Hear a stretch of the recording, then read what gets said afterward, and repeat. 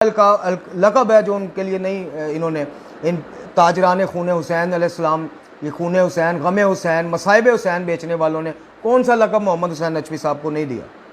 مقصر کہہ لیں، کچھ کہہ لیں، لیکن میں سلام کرتا ہوں محمد حسین نجفی صاحب کی استقامت کو کہ جو ڈے ون انہوں نے لکھا یا کہا اس پہ وہ آج بھی قائم ہے۔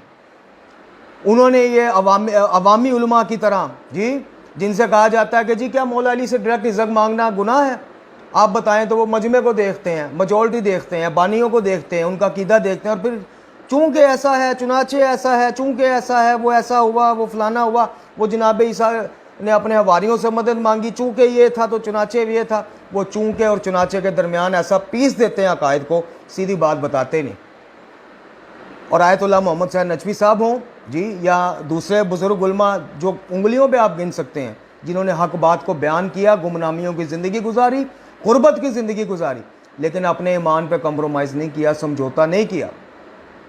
چند علماء ہیں جن کو آپ 10 12 ہوں گے، 15 ہوں گے، 20 ہوں گے، تو جو وہ بات کھلی آپ کو بتاتے ہیں، جب ان سے یہ سوال پوچھا جاتا ہے، جب وہ بتاتے ہیں حوالوں کے ساتھ، دلیل کے ساتھ، قرآن سے، نہج البلاغہ سے، صحیفہ سجادیہ سے، اصول کافی سے، کتب اربعہ سے معتبر روایات سے، وہ آپ کی عقل میں کیوں نہیں بیٹھتی؟ ہماری عقل میں کہ ہمارے اندر انجیکٹ یہ چیز کر دی گئی ہے کہ جو علی کو رازق نہ مانے، جی وہ جی ڈائریکٹ رازق نہیں، اللہ ان کو دیتا ہے، وہ آگے دیتے ہیں۔ اور بھائی یہ کس امام نے کہا ہے؟ یہ مولا علی علیہ السلام کی نہج البلاغہ ہے کہ نہیں ہے؟ پہلے تو اس سے دستبرداری یہ غالی ٹولہ کرے، پھر قرآن سے دستبرداری کرے، چونکہ ہم قرآن سے، نہج البلاغہ سے، ہم صحیفہ کاملہ سے اور امام سجاد علیہ السلام سے زیادہ جانتے ہو تم مولا علی کو، عقائد امامیہ کو امام سجاد سے زیادہ جانتے ہو۔ یہ عوامی علماء، یہ شہنشاہ نقوی صاحب ماشاءاللہ، دنیا بھر میں شہرت، دنیا بھر میں VIP پروٹوکول، ہر چیز، جی اب لوگ کہیں گے کہ جی دیکھیں یہ ان کے خلاف والی بات نہیں ہے، لیکن یہ قبلہ، یہ موصوف جو عقائد انجیکٹ کر رہے ہیں، میرا چیلنج ہے وہ شہنشاہ حسین نقوی صاحب ہوں، وہ امریکہ میں بیٹھے ہوئے جناب شہر یار رضا عابدی صاحب ہوں، جی ان کا ایک مدرسہ بھی یہاں آن لائن چلتا ہے، بڑا مشہور مدرسہ آن لائن چلتا ہے، بڑی اس کی پوسٹیں آتی ہیں، آپ سمجھ گئے ہوں گے، ٹھیک ہے، یا اس طرح کے اور ہوں۔ اب شہنشاہ نقوی صاحب کے یوٹیوب پہ آپ چینل ویڈیو کلپس دیکھیں، کسی میں وہ فرما رہے ہیں موصوف کہ جی آپ کو جناب غازی عباس علمدار علیہ السلام کے دربار پہ جا کے اولاد رزق ہی مانگنا ہے، ترقی مانگنی ہے، تو آپ 7 چلے جائیں، جناب کلندر کے روزے پہ جا کے یہ چیزیں مانگ لیں۔ کبھی وہ کہہ رہے، گنجائش نکال رہے ہوتے ہیں جی علی علیہ السلام کو رب کہا جا سکتا ہے۔ کبھی ابھی پچھلے دنوں میں ایک ان کا کلپ دیکھ رہا تھا ایک پیج پہ، اور وہ ابھی بھی وہاں پہ موجود ہوگا انشاءاللہ، یوٹیوب پہ بھی موجود ہوگا۔ اس میں موصوف فرما رہے ہیں جی میں ایک دفعہ کلندر کی بارگاہ میں گیا تو وہاں پہ ایک بہت کروڑ پتی ارب پتی بندہ آیا، اس کی گاڑیاں، اس کا پروٹوکول دیکھ کے میں حیران رہ گیا جی، اور وہ آئے اور وہاں سے اپنے کپڑے بدلے، فقیروں والا لباس پہننا، ایک مانگنے والا وہ کٹورا سا پکڑا اور وہ کسی چوک میں جا کے بھیک مانگنا شروع ہو گئے۔ تو میں بڑا حیران ہوا، تو میں نے پوچھا تو مجھے دربار کے گدی نشین یا سجادہ نشین نے بتایا کہ جی یہ اپنا نفس مارنے کی پریکٹس ہے جو یہ ہم ان کو کروا رہے ہیں اور یہ کرتے ہیں۔ تو میں اشش کر اٹھا۔ میرا محترم موصوف سے یہ سوال ہے کہ مجھے پوری تاریخ میں، پورے مکتبہ جعفریہ کی عقائد کی کتاب ہوں، سیرت کی کتابیں ہوں، کسی میں سے دکھائیں کہ کسی امام نے نفس مارنے کا یہ طریقہ بتایا ہو۔ کبھی وہ وہی جو ہے وہ جناب سیدہ کی طرف منسوب کر رہے ہوتے ہیں کہ جی جبرائیل ان سے لے کے آتے تھے، تو یہ کیا ہے؟ اب یہ چونکہ چیزیں عوام میں پسند کی جاتی ہیں، یہ سودا بکتا ہے، عقائد کے نام پہ یہ چورن بکتا ہے، تو اس لیے وہ عوامی علماء جو ہیں وہ اسی کو، اور جب ان سے آپ سوال کریں گے کہ جی امام زین العابدین علیہ السلام تو اپنے صحیفہ سجادیہ کی اکثر دعاؤں میں یہ کہتے ہیں کہ جس نے اللہ تجھے چھوڑ کے کسی غیر سے مانگ لیا، امید لگا، اس نے اپنا آپ ختم کر دیا، ضائع کر دیا، تو ہی دینے والا ہے۔ اور کسی ایک دعا میں، کسی نہج البلاغہ کے خطبے میں، کسی قرآن کی آیت میں بتائیں کہ مخلوق کو کسی طرح انہوں نے رازق اللہ نے کہا ہو، انہوں نے مانا ہو، انہوں نے اپنے بارے میں کوئی ایسا دعویٰ کیا ہو، لیکن نہیں۔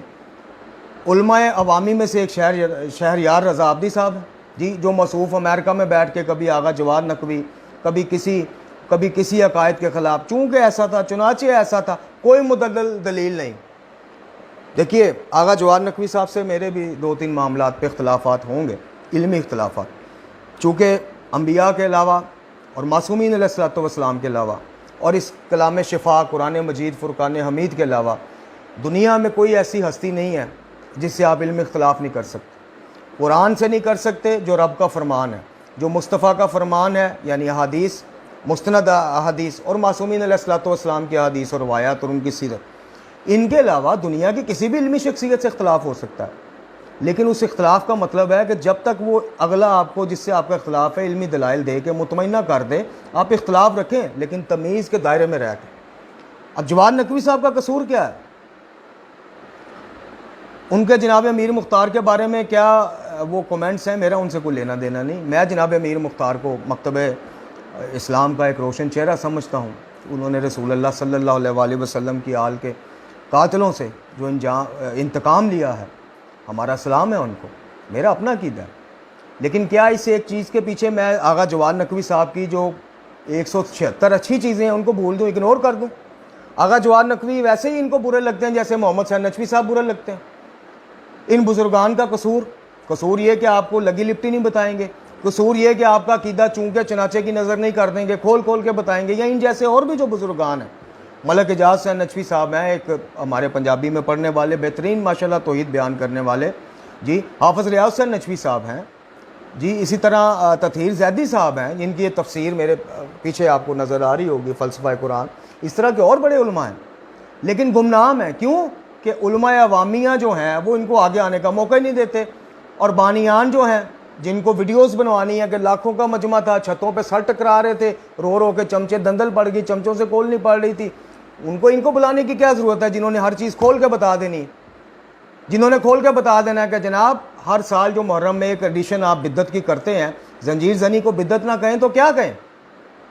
کیا پروف ہے کسی کے پاس؟ ماسوائے وہ ایک ضعیف روایت کہ جناب سیدہ ثانی نے اونٹ کی ایک کماری سے اپنا سر ٹکرا کے کٹے ہوئے سروں کو دیکھ کے. اول تو اس روایت کو آیت اللہ سید حسین فضل اللہ رحم اللہ نے جو لبنان کے بہت بڑے مجتہد، انہوں نے ضعیف ثابت کیا ہے اپنی کتاب میں. اور اگر اس کو آپ منوان صحیح مان بھی لیں تو یہ ایک دفعہ کا واقعہ، ایک دفعہ ہوا. اور وہ تو علماء کہتے ہیں کہ غم مصائب حسین سن کے یا وہ تصور کربلا کا لا کے اگر آپ دیوار پہ سر مار لیتے ہیں یا کوئی چیز اٹھا کے، چونکہ اس ٹائم آپ کی عقل معاف ہو جاتی، اس غم میں آپ کی عقل ڈوب جاتی ہے، تو وہ اس کے اوپر کوئی وہ قابل گرفت نہیں ہے چیز. لیکن وہ ایک دفعہ ہوا اور غم کو اپنے اوپر طاری کرنے کی صورت میں ہوا، وہ بار بار نہیں ہوا، وہ ہر سال نہیں ہوا. اگر علماء امام جو ہیں، جو امام کا لشکر ہے، وہ اگر آپ کو بتاتے ہیں کہ زنجیر زنی کی کوئی ہمیں شکل نظر نہیں آتی، الٹا یہ کام مکتب کی بدنامی کا باعث ہے،